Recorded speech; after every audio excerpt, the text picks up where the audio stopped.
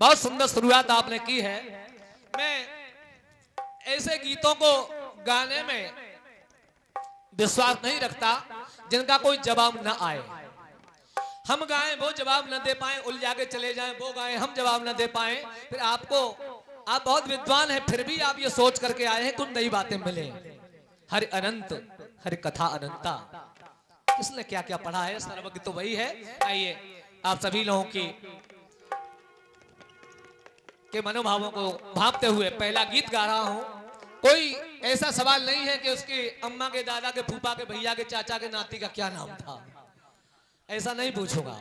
लेकिन हाँ, गीत अगर है, एक भावना, एक धारणा हमारे यहाँ चलती है कि कभी राम बनके, कभी श्याम बनके चले आना प्रभु जी चले आना। तो वही कभी राम बनके और कभी श्याम बनके, सुनिए कैसे कैसे आए हैं।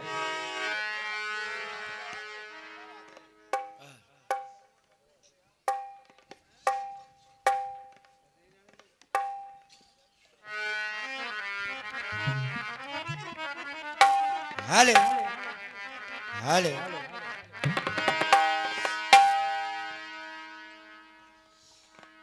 कि मोहब्बत की तड़प एहसास भी मुश्किल से मिलता है।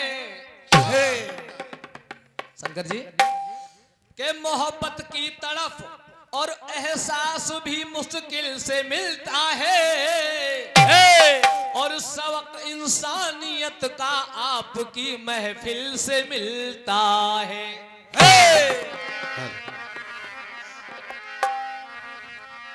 कि मैं जब तूफान में घिर कर तुम्हें आवाज देता हूं, कि मैं जब तूफान में घिर कर तुम्हें आवाज देता हूं, तो सफीना खुद व खुद आकर मेरा साहिल से मिलता है। और झुका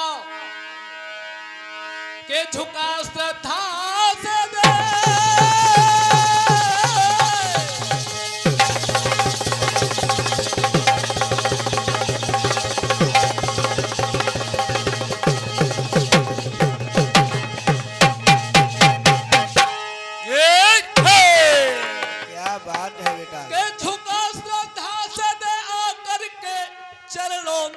अपना सिर, क्योंकि जो दिल से मांगता है बस उसी को दिल से मिलता है। कि जो दिल से मांगता है बस उसी को दिल से मिलता है।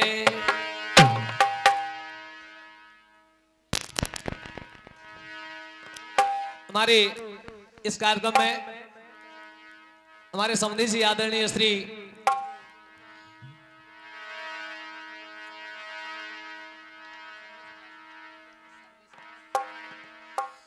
सर्वेश जी प्रधान जी मचन से यहाँ पधारे हैं, मैं उनको प्रणाम करता हूँ। आइए पहला गीत सुनेगा। और बसंत भैया आप कहाँ चले गए थे? यहाँ गए थे। अच्छा चलिए फिर आपको देख के गिलाने याद आ रही है, सुनिएगा।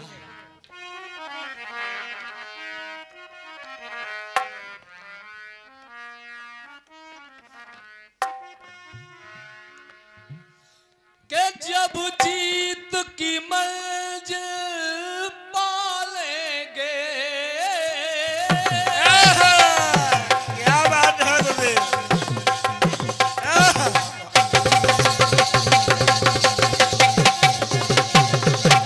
क्या बात है।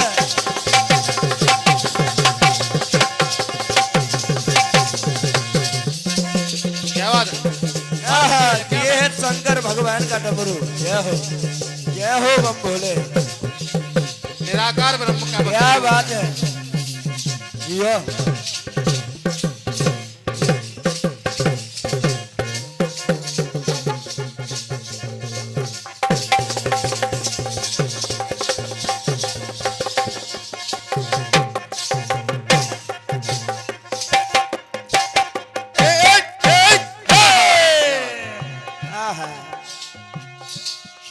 जब जीत की मंजिल पालेंगे उस वक्त तुम्हें धोखा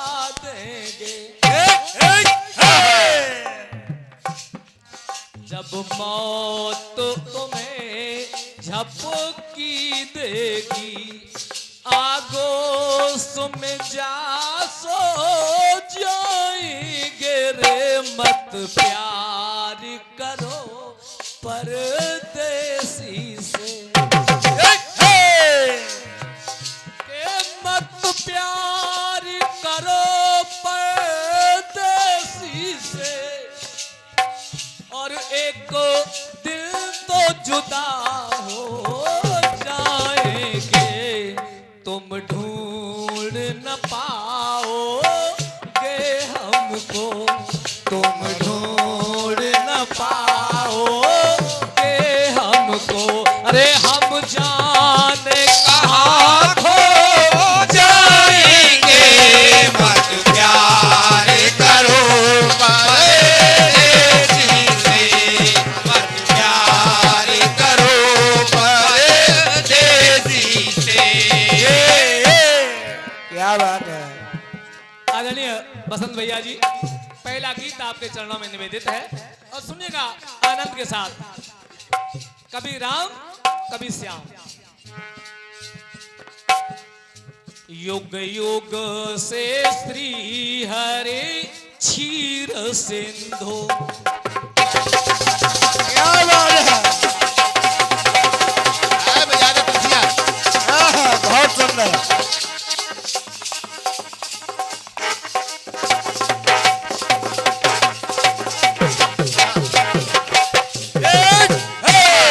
क्या बात है महाराज।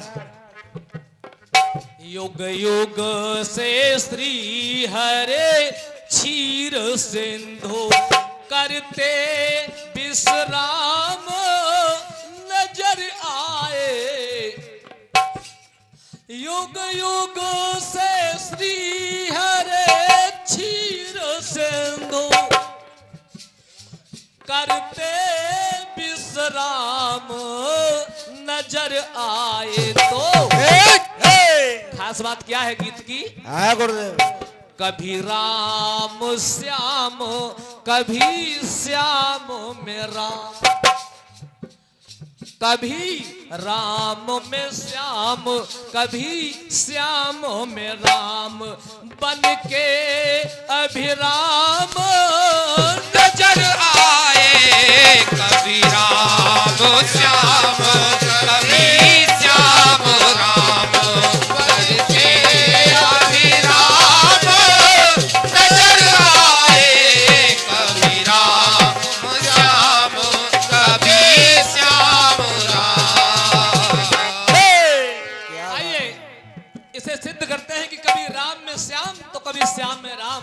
आइए राम में श्याम कहां नजर आए? प्रभु राम विवाह करके आ गए, राज तिलक की तैयारी होने लगी। आप लोग जानते हैं राज तिलक से पहले ही प्रभु को वनवास हो गया। प्रभु राम ने कैकेयी मां को बुलाया, कैकेयी से कहा मां तुम वरदान मांग लेना, पीछे मत हट जाना। कैकेयी कहती है मैं वरदान मांगूंगी, सारा समाज मुझे बुरा कहेगा। हम लोग जानते हैं आज भी कोई अपनी बेटी का नाम कैकेयी नहीं रखता है, लेकिन भगवान ने कहा मां मेरी खातिर, इस समाज की खातिर, इस धर्म की खातिर तुम्हें ये बदनामी लेनी पड़ेगी। फिर तुम जैसा बेटा मेरा खो जाएगा। मैं चाहती हूं कि तुम मेरी कोख से जन्म लेते। भगवान बोले मां तुम परेशान क्यों होती हो? चलो मैं तुम्हें वचन देता हूं कि अभी नहीं तो अगले युग में सही मैं तुम्हारी कोख से जन्म लूंगा। तब कैकेयी ने कहा सुनेगा, जिस रूप में दूंगी जन्म तुम्हें। क्या बात है?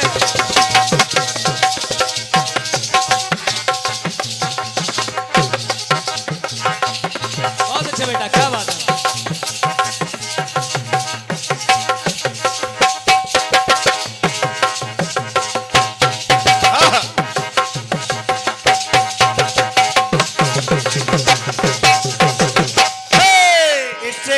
है शुद्ध गाना और बजाना। जियो। ये 101 रुपए परम श्रद्धेय श्री सर्वेश प्रधान जी मचन वाले, उनकी ओर से हमें प्रदान किए गए हैं। परमात्मा सदैव ही आपको शक्ति और भक्ति प्रदान करे, ऐसी प्रभु से कामना है।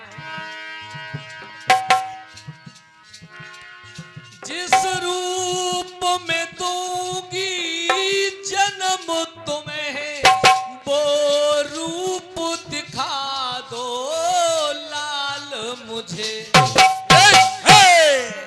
बेटा, जिस रूप में तुम जन्म लोगे कैसे मानूं, कैसे पहचान पाऊंगी कि तुम ही हो। तो भगवान राम ने कहा कि ना, जख्म तुम्हारे दिल के सियूंगा, जैसे बताओ वैसे जीऊंगा, और लूंगा जन्म उधर से, लेकिन दूध तुम्हारा नहीं पीऊंगा। जिस रूप में दूंगी जन्म तुम्हें, वो रूप दिखाओ लाल मुझे। तो प्रभु ने कहा मैया अपने आंचल को फैलाओ। माँ ने अपना आंचल लिया और उस आंचल में क्या किया, वो इतने बड़े से श्री राम, उनके ऊपर मैया ने अपना आंचल डाला और प्रभु ने क्या किया, वो रूप दिखाओ लाल मुझे। आंचल में माता के कई को, आंचल में माता के कई को, अरे श्री राम में श्याम नजर आए आंचल में माता के कई को, श्री राम में श्याम नजर आए आंचल में माता के कई को। आंचल में माता के कई को श्री राम में श्याम नजर आए। आइए एक प्रसंग और मिला पढ़ने के लिए, और आदरणीय हमारे अचल दास जी बैठे हैं, ऐसे संतों के द्वारा सुनाया गया। एक समय की बात है, लंका का राजा रावण जगत जननी जानकी का अपहरण करके ले जा रहा है। रास्ते में देखा सीता जी चिल्लाती जाती है, अपने बसन फेंकती जा रही है। गीतराज जटायु ने देखा, मुकाबला किया। एक बात आपसे कह दूं, हमारे महाभारत के पात्र हैं पितामह भीष्म, और एक रामायण के पात्र हैं जटायु। दोनों बड़े बलवान हैं, लेकिन दोनों में अंतर क्या है, जटायु ने एक नारी की रक्षा के लिए अपने प्राण अर्पित कर दिए, और भीष्म पितामह गद्दी से बंधे बैठे रहे और द्रौपदी की लाज लुटीत रही, कुछ कह नहीं पाए। अंजाम क्या हुआ, भीष्म पितामह सरसैया पर लेट के उसके बाद उनका प्राणांत हुआ। लेकिन जटायु को क्या मिला, सुनेगा। भगवान राम जा रहे हैं, जटायु से भेंट होती है, कटे पंख पड़े हैं। जटायु ने बताया कि लंका का राजा रावण सीता को दक्षिण दिशा में लेकर के गया है। आंखों में आंसू जटायु के, और उससे भी कहीं ज्यादा आंखों में आंसू प्रभु राम के गोद में उठा लिया। और जैसे ही हाथ फेरे हैं, जटायु के पंख ठीक हो गए। भगवान कहते हैं जटायु आप जो चाहो वो मांग लो, क्योंकि आपने मेरी प्राण प्रिया को बचाने के लिए अपना सर्वस्व न्यौछावर किया। जटायु के मुंह पर मुस्कान आ गई, और जटायु कहते हैं कि ऐ राम जी आप क्या दोगे, मेरी धरोहर तो तुम्हारे बाप नहीं लौटा पाए। वचन दिया था कि संतान तुम्हें दूंगा, लेकिन वो नहीं कर पाए। तो भगवान राम ने कहा जटायु वो मेरे बाप थे, लेकिन मैं राम हूं, आपसे वादा करता हूं जो मैं अपने बाप को नहीं दे पाया वो मैं आपको दूंगा। फिर मिलेंगे। तो जटायु ने कहा कहां मिलोगे, बोले द्वापर में मिलेंगे। बड़ा अच्छा सा प्रसंग हमारे पूर्वांचल की पार्टियां गाती हैं, सुनेगा। एक झलक दिखा दो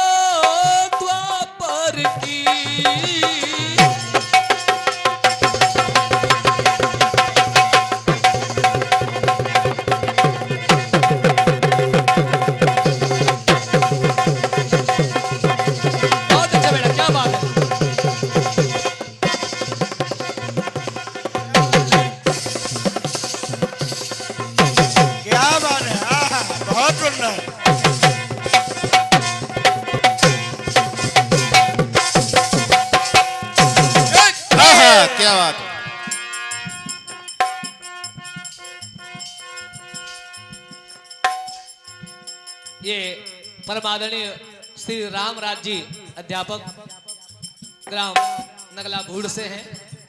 मेरे रिश्तेदार भी हैं और मेरे शिष्य भी हैं। उन्होंने ये 201 रुपए हमें प्रदान किए हैं और नवरात्रि के वो नववर्ष के इस अवसर पर अभी तो नया दिन है, नई रात तो रात को आएगी, रात से शुरू हो गई है। उनके द्वारा हमारे साथियों का सम्मान किया गया है।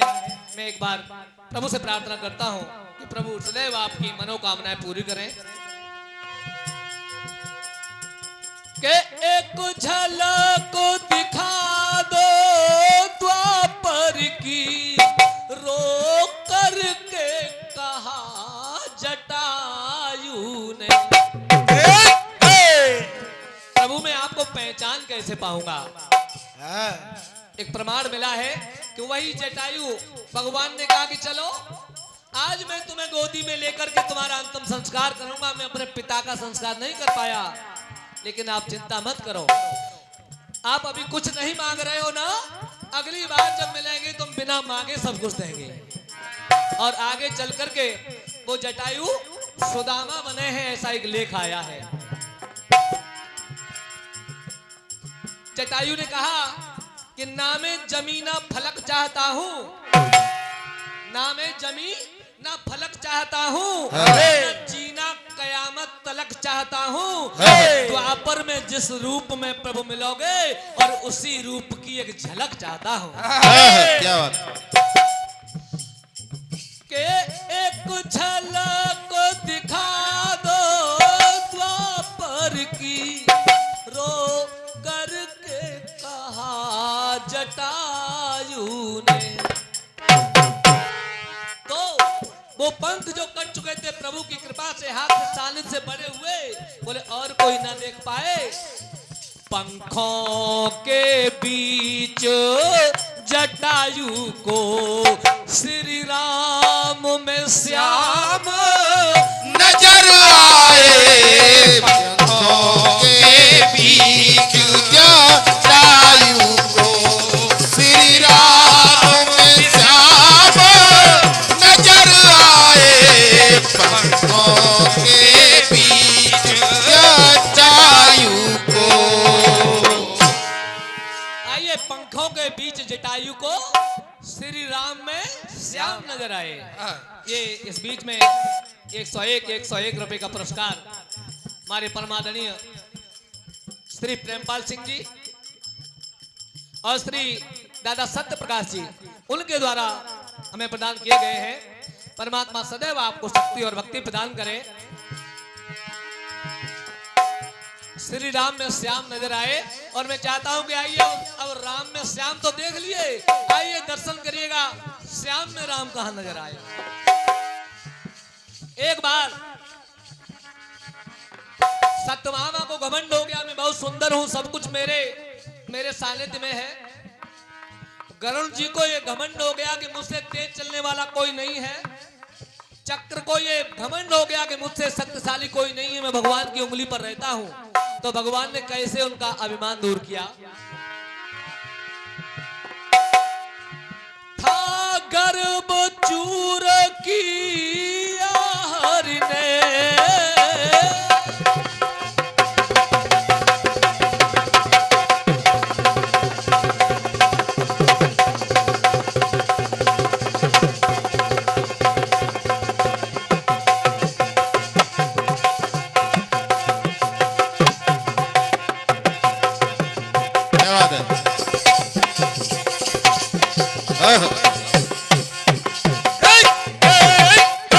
क्या बात है।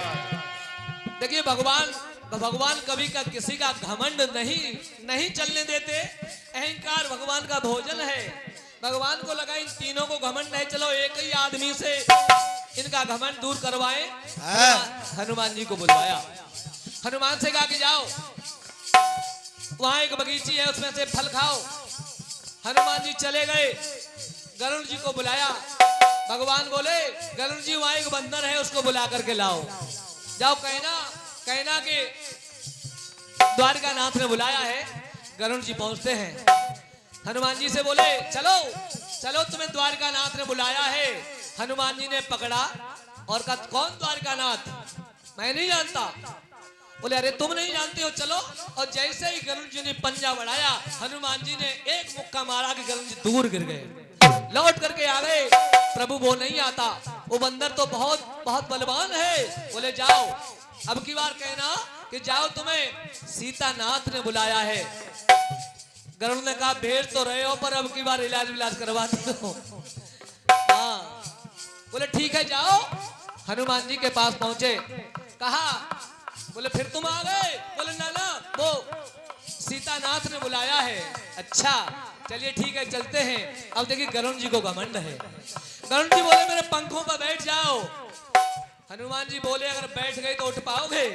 तुम चलो, हम आ रहे हैं। अरे नहीं, मेरे साथ चलो। हनुमान जी ने कहा चलो। गरुड़ जी वहां से उड़े। हनुमान जी एक अतुलित बलधामम है शैलावदेहम, द्वार पर पहुंचे तो देखा कि चक्र पहरा दे रहा है। भगवान ने कहा कोई अंदर ना घुस आवे। आदरणीय श्री अवधेश जी के द्वारा ये 101 रुपए हमें दिए गए हैं, आपसे आशीर्वाद की कामना है। जैसे हनुमान जी आए, चक्र ने रोक दिया। हनुमान जी ने चक्र को लिया और बगल में दबा लिया। सामने पहुंचे, सत्यभामा जी हैं। प्रभु ने रूप धारण कर लिया, प्रभु राम का। हनुमान जी बोले ना, माँ कहाँ है? ये कौन बिठा ली, कौन है ये? अब सत्यभामा चक्कर में पड़ गई। तब एक बात बनती है, था गर्भ चूर की नारी ने सत्यभामा गरुण सुदर्शन का। भगवान ने इशारा किया, ये नहीं मानेंगे, तुम्हें प्रणाम भी ना करेंगे, बदल जाओ। तो प्रभु ने खुद राम का रूप धारण किया। सत्यभामा सिया दिखे हनुमत को। बोले तुम्हें रास्ते में रोका नहीं हनुमान जी? वो मुझे कोई नहीं मिला। अरे कुछ तो मिला होगा। अरे महाराज वो एक खिलौना था, वो मैंने ये बगल में दिया हुआ है। गरुड़ जी सहम गए, पीछे से हनुमान जी आ रहे, गरुड़ जी आ रहे हैं, देखा हनुमान जी पहले ही मिल गए। सत्यभामा सिया दिखे हनुमत को, और घन श्याम में राम नजर आए रे। सत्यभामा सिया दिखे हनुमत को, घन श्याम में राम नजर आए। सत्यभामा सिया दिखे गरुड़न को। अंतिम बात, और एक ऐसा प्रसंग है जो सब जानते हैं और कलयुग का है। एक समय की बात, हिंदू धर्म के पावन ग्रंथ रामचरितमानस की रचना करने वाले आचार्य तुलसीदास गोस्वामी जी वृंदावन में आते हैं। शाम का समय हुआ, पूजन कहाँ करूं?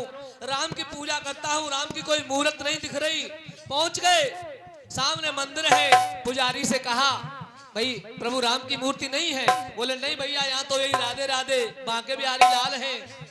तब तुलसीदास जी कहते हैं, मुरली तज के धनो बान गहो,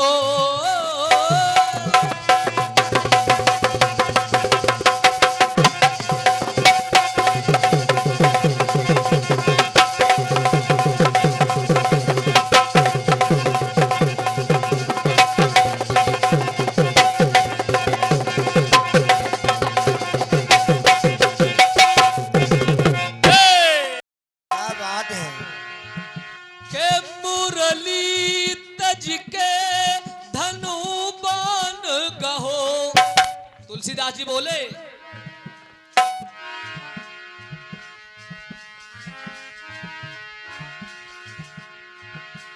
कहा कहो छवि आपकी, भले बने हो नाथ। तुलसी मस्तक तब नभे जब धनुष बाण ले हाथ।